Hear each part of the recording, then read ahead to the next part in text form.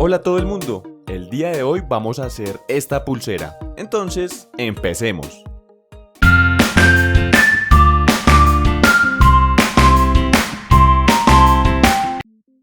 Para que puedas hacer esta pulsera vas a necesitar dos cuerdas de 1 metro de largo, cada una por 3 a 6 milímetros de espesor. Una vez tengas las dos cuerdas, en la mitad aproximadamente, debes empezar a hacer el nudo que vas a ver en el video. Lo voy a hacer lento y despacio. Si tú quieres también puedes pausar el video para entender cómo se hace cada parte del nudo. Y luego de eso simplemente debes repetirlo hasta obtener la cantidad de nudos que cubran el ancho de tu muñeca.